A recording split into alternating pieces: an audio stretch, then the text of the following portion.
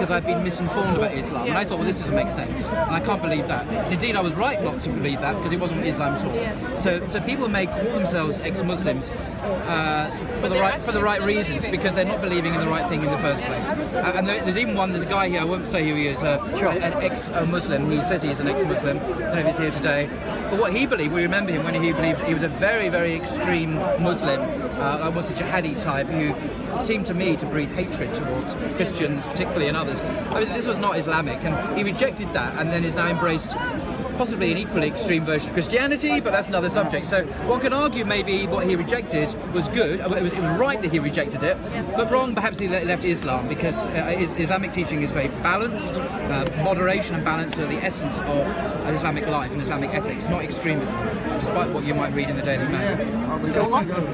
So it's complicated, it's not a straightforward question. Right, Paul, just in your estimation, you're quite learned about this, why do you think it's so easy, in inverted commas, for so-called Muslims to pick and choose parts of the Quran and then do what we would all consider unpleasant or evil things? Can you give me an example? So the guy that drove the bus into Nice, or the one that hacked the woman to death. So all the atrocities that we see in Europe, which you would immediately claim these are not proper Muslims. And my question is, how is it that it's not that they're not proper in your view, but how is it that it's so easy for them to do this and claim it in the name of Islam? Because if it was a Jain, we could immediately say, hey, you know what, it's impossible for this person to be a Jain.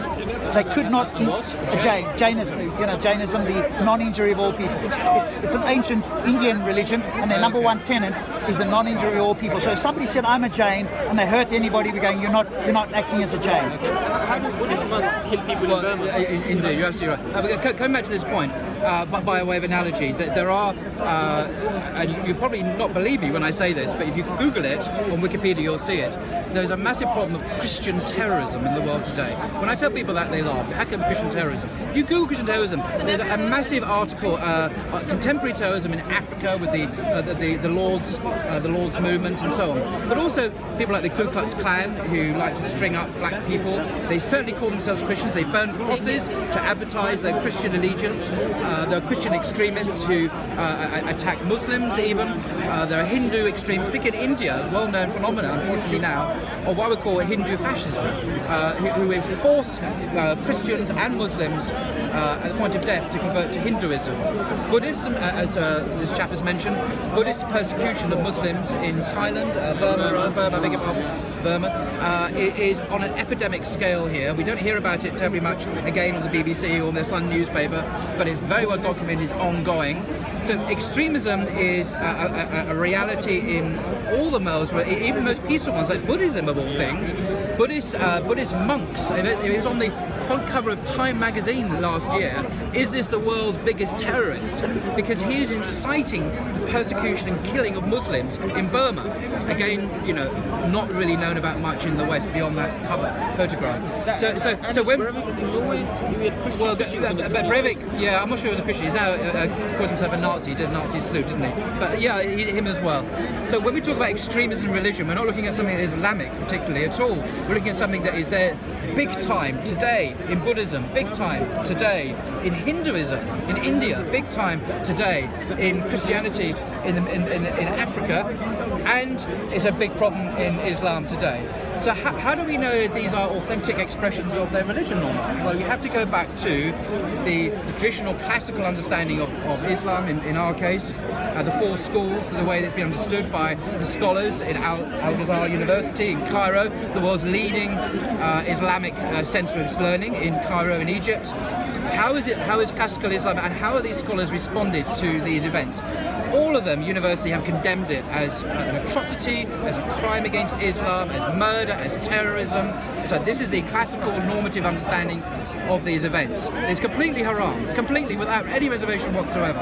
And I dare say traditional Hindus would say the same about the atrocities that have been committed in their name in India. I dare say Buddhists would say, hopefully, Buddhists would say the same about the persecution of Muslims by Buddhists and the forced conversions of Muslims in Burma.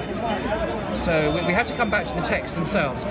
Is there anything in the Quran that says, or in the Hadith, that says you must not kill women, children, the elderly, monks, non-combatants, if you like. Yes, there's so much teaching like that in the authentic sources of Islam. What they're doing is completely contrary to Islamic teaching. And who are these people? Have you noticed their biography? They're always petty criminals, they're drug takers, there's guys who go to nightclubs, who drink alcohol, who sleep around. It's like the 9/11 bombers. You know what they did in the weeks before 9/11? They visited strip joints in Las Vegas. This is not the behaviour of a devout Muslim. I don't know what is the behaviour of. It's a worldly thing. These are not devout Muslim types. They are usually, or always, I think, petty criminals with long criminal backgrounds who are not educated in religion, know nothing about Islam, who've been fired up perhaps by some YouTube stuff or whatever they might have seen, and idiotically they go out and they massacre innocent people. There's nothing to do with Islam at all. Despite the words they may use, despite the Ku Klux Klan's words about Christianity, despite the Burmese Buddhist words about the Buddha, it doesn't matter, it's words. Yeah, we're dealing here with criminals who deserve to be hunted down and punished to the fullest extent of the law. That means a death penalty, fine. Simple as that. And in Sharia, by the way, the penalty for terrorism in Sharia is death. That's the penalty in Sharia for terrorism, is death. These people will be executed in an Islamic society. So we've got executed. To get back to the beginning. It's a religion.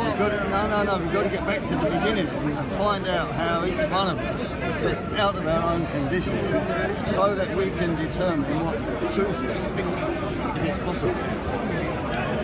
How can we do it? No one can claim truth. No one can claim truth. No one. No. We're only I would human. agree with you. We're only human. One of the names of Allah in the Quran is Al-Haq, the truth. He is the truth itself. So we can point to, we are not truth, we're not perfect, we're not infallible, but we can point to the Creator who is perfect, according to all the religions actually, not just Islam. Christianity, Judaism, Islam, Sikhism. What do you mean by perfect, Paul? It means he's eternal, without flaw, without imperfection, that he's not mortal, that he is full of knowledge, perfect, omniscience, omnipotent, all the attributes of... Is he omnibenevolent? Is he what? Is he omnibenevolent? Is he all good? Yes, he's good. Yes. What do you mean by all good? Well, it means he has the attribute of goodness. There is no evil, there's no darkness within him. Okay, so would a better definition be unconditionally loving than all good? Because what is good? Unconditionally. What do you mean by unconditionally here? Because the beginning of every chapter of the Quran, apart from one, begins in the name of God, Bismillah Rahman Rahim. In the name of God, the most beneficent, the most compassionate, or the most merciful. It's an intensive form in Arabic. So it's not just merciful. I might be merciful to him for having hauling a yellow umbrella on this. I mean, the dress senses. Sorry, it's a standard joke we have. God is the most compassionate, the most merciful. It's an intensive form. It's not an adjective. It's much more than that. So his being is one of mercy and love, but also there are names of rigour, if you like. They're the gentle names of God, his loving kindness, which is there in the Quran, al-Wadud, but also the names of rigour, so of majesty. He is the most powerful. He is the avenger as well. So that he's not unconditionally loving then. What do you mean by unconditionally? Unconditionally, there are in English conditions. language, means there's no conditions. So he's conditionally loving is what I want. But he's also the most just. You can't be unconditionally loving and not be And he's just as well. You've got to be just. And it ties into, just if I may just say, your earlier question about the non-believers on the Day of Judgment. It suffices for you that it does say in the Quran, God says you will not be wronged by a hair's breadth.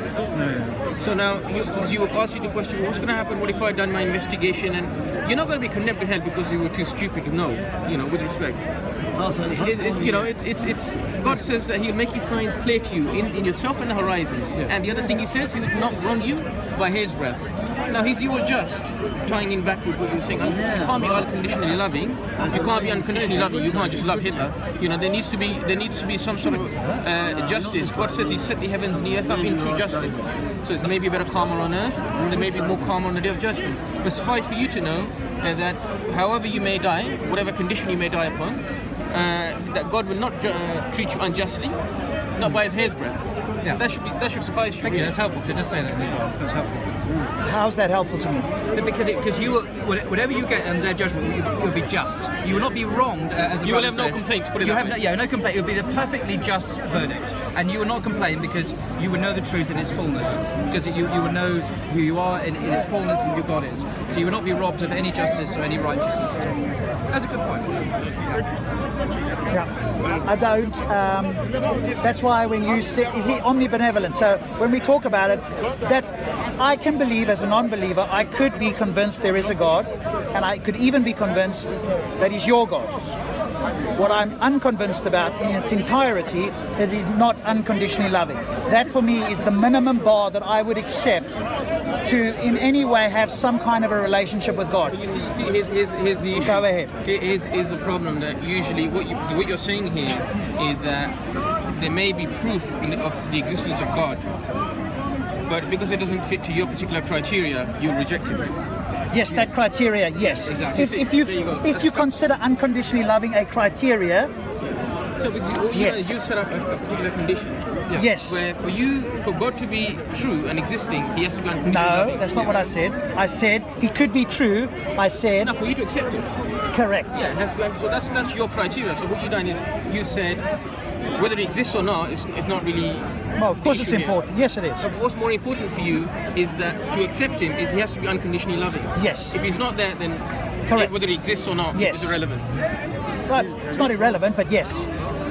In order for me It doesn't matter. It doesn't in matter order to for you. me to accept him, he needs to be unconditionally I'm loving. not sure what unconditional loving means. That means that there should be no justice. There should be no afterlife in which you should be judged. Correct. Well, God shouldn't be judging. Anyway. Correct. Okay. Yeah. Well, all the religions, even the Eastern ones, have a sense of a day of judgment or I know. a reckoning, and this is part of the revealed tradition, divine wisdom given to the world.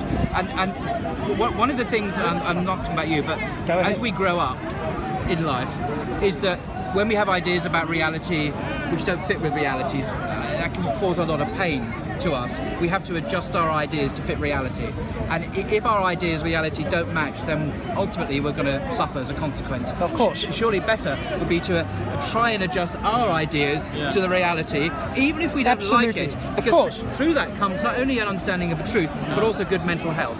And if we reject reality because we have our private criteria and we reject that can lead to Yeah, but how problems is down me the having road. that criteria of unconditional loving? How am I rejecting reality? Well, because God is, according to the Quran, loving, but He is also just, and the revelation that comes from the Almighty tells us that He is just. And if we reject that because of our own human standards of what we think that God should be like, ultimately that is not wise, because we are imposing our will, our finite, infallible will, on the Creator, and He knows much more about reality than we do. He is wise and loving and kind, as well as just as well. If we reject that, then that's not a wise course to take. Did God create us? Are we His creation? Yes. Are we, in your view, and this is a question because I don't know, what is your view? Are we created as a part of God? In other words, have we got some of His essence? No. Are we completely separate from God? Well, yes, we're not part of God. We're not panentheists. We're not pantheists. We believe that there is a distinct separation between creation and Creator. There's no overlap in that sense. We are contingent and finite. He is a necessary and Yes, I'm aware of that. eternal being. So we come into existence, we go out of existence. He has always existed. But we are very, very different. There's nothing like unto Him. There's a Surah 112, Surah Al-Ikhlas. There's nothing like unto Him on earth. So He's not like you and me. He's completely different.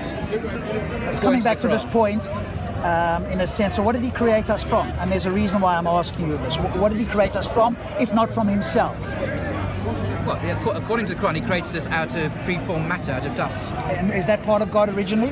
Well, no, it's again. You So have to it's ask, separate from God. if you want to know if there's some God or not, if you ask this question repeatedly, you have to ask: is what I'm thinking about eternal, uncreated, immortal, unchanging, omniscient, and perfect? If it is those things, that is God. If it's none of those things, it is by definition a creation, a created order.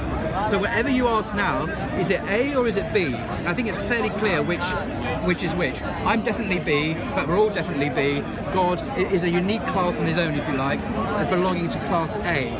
Uncreated, unconditioned, eternal, immortal, perfectly good, perfectly just, perfectly I'm loving. not sure about perfectly good. That's Okay, that's an oxymoron in my view. But anyway, separate from that. So the reality of us, the universe, which is created from God in your view, and is separate from God in every sense that you Goes would use that word. into class B rather than class A. Yeah. Where did that stuff, because it's got consciousness, we've got a soul in your view, and we've got matter. Where did that come from? It was created by A, I agree. out of nothing.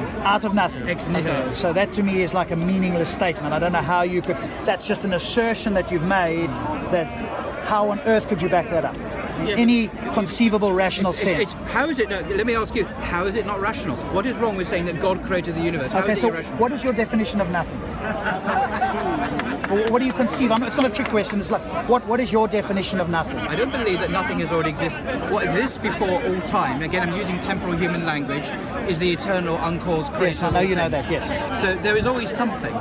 Out of the uncaused eternal creator, at some point, again, I can't not but use temporal No, but, time. that's fine. And I'm realizing that what I'm saying is not correct, but I have no other, No, I it's don't know how fine. to vocalize it. It's perfect At the some way you point, are. God created what we know as the universe.